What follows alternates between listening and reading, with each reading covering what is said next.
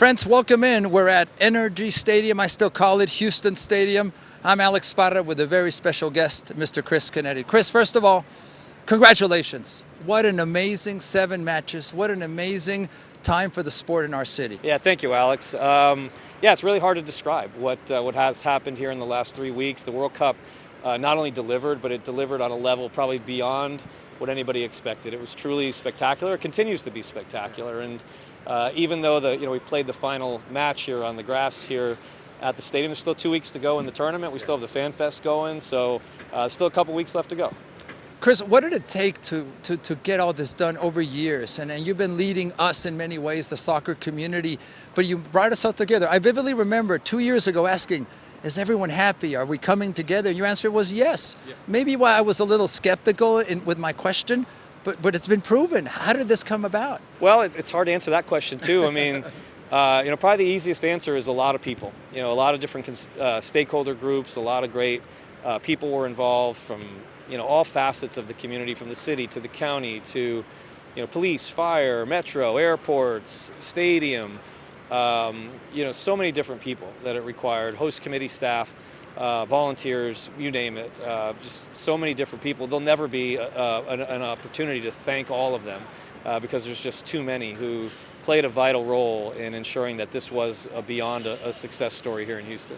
Chris, how did you deal with all of our many egos, all of our many interests? Because that's a part of it, and that's part of leadership. You have political interest, you have cultural interest, you have the people that don't know about the sport and are naysayers. Did you just keep a positive attitude about all this? How did you approach it? Look, that's a great question. I don't know if I've ever actually created a hard strategy on that, but the answer that's coming to my mind is, yes, I kept a positive attitude, right? I've believed in the power and the magnitude of the World Cup since, from day one. But probably the best way to answer your question is just we needed to do the right thing. It was all about what is in the best interest of hosting a successful World Cup. And if we stayed focused on that, we stayed out of the politics and all the kind of things that you just listed, I felt like we were going to get to the right place. And that's what we did. And we got everybody rowing in unison, heading in the right direction, making sure that Houston would be a major success story. And again, we're about 60% of the way through. We got 2 more weeks to go, and hopefully we can finish strong. No, I think you will, and we will finish strong. What happens next? I know you've also been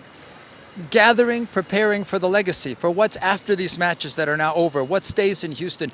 Today, for instance, we have an event with local clubs, and the faces I can see, the kids having this experience is tremendous. But you've already laid down the groundwork for what the future holds for Houston and soccer. Yeah, look, this was a monumental moment for our community, and while it lasted or will last 39 days in total, we need to make sure that we've taken this moment, we've leveraged it to make sure there is long-term legacy in our community. So we do have a lot of plans.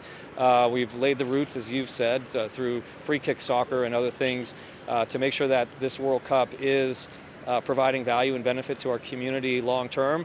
We did a study right before the World Cup started that showed that over 200 organizations have committed over $500 million in improvements to our city on things like roads and drainage and parks and shade and structures and all these kind of things. So at a minimum, you've got all of those improvements, but it goes beyond that from the legacy perspective. And we'll turn the page here when the final whistle blows and start working on that stuff. Chris, once you get some rest, will you evaluate all of this, and is that part of the plan?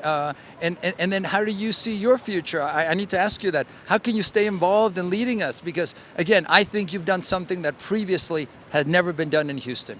We will, do a full review of all this. We're going to want to put all the numbers out, all the success stories. It's going to be difficult to capture them all. There's so many.